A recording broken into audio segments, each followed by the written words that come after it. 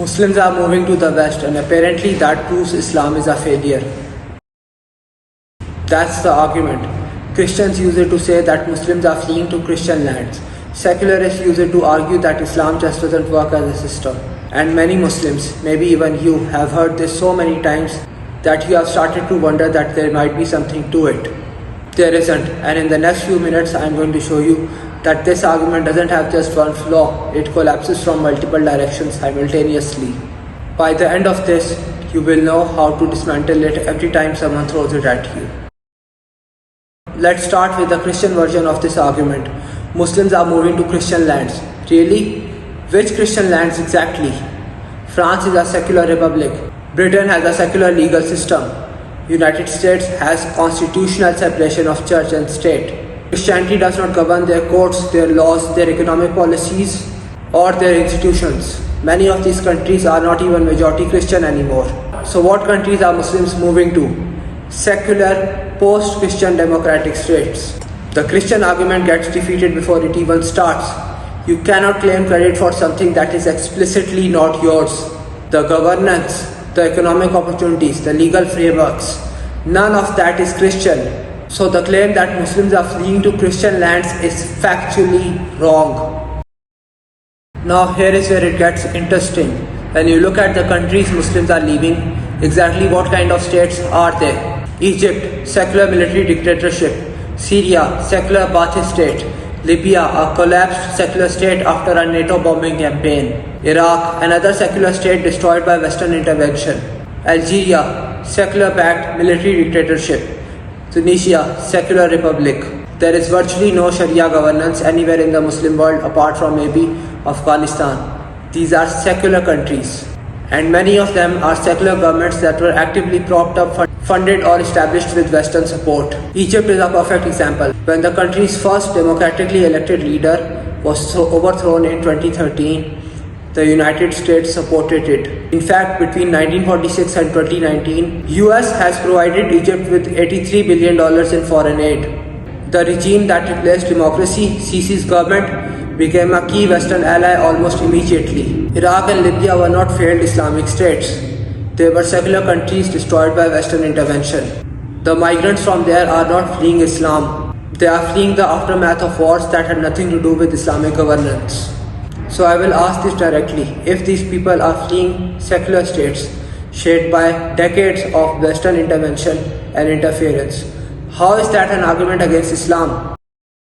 This brings us to the central problem with this argument. Blaming Islam for secular countries that refuse to apply Islam is like blaming a medicine for a patient who refuses to take the medicine. If I told you this diet didn't work and you found out I was eating junk food the entire time, you would think I'm an idiot.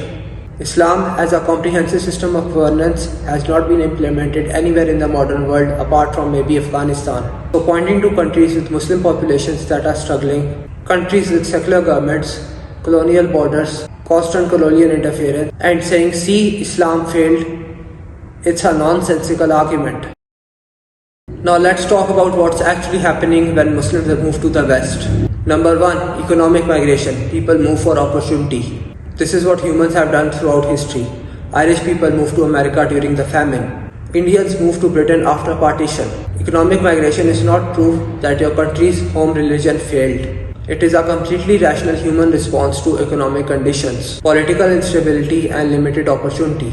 Conditions that, as we have just discussed, have specific historical causes, most of which have nothing to do with Islamic governance. Number two, and this is an important one, Muslims are not just assimilating in the West, they are building masjids, they are establishing Islamic schools, they are raising Muslim children. In cities across Europe and America, Islam is not being abandoned, it is growing. Practicing Muslim communities are thriving from London to New York to Toronto. The argument that moving to the West equals rejecting Islam falls apart when you look at what Muslim communities are doing in the West.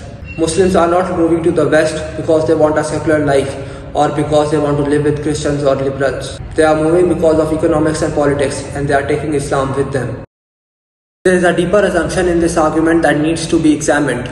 The assumption is that wherever a Muslim lives must somehow be a test case for Islam, that every Muslim majority country is a representation of what Islam produces, that every Muslim migrant is a vote against their religion.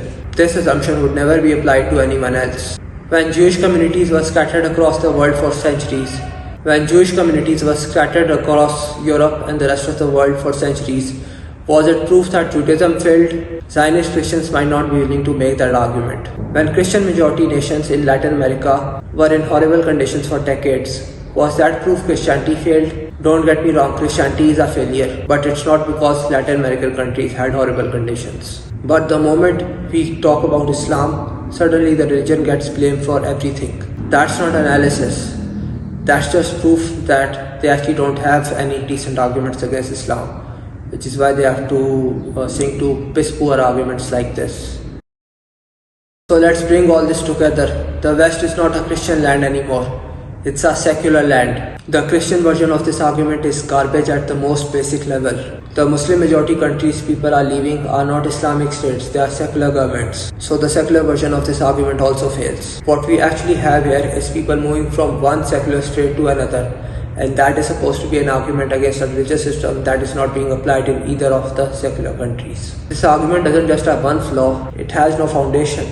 In fact, this argument shows the stupidity of the people making this argument. It's that bad. If you have been struggling with doubts about Islam, I have written an entire book on this topic. The sample chapter and the link to buy are in the video description. If you enjoyed this video, please like and share it and subscribe to my YouTube channel and drop a comment, tell me your thoughts. Till next time.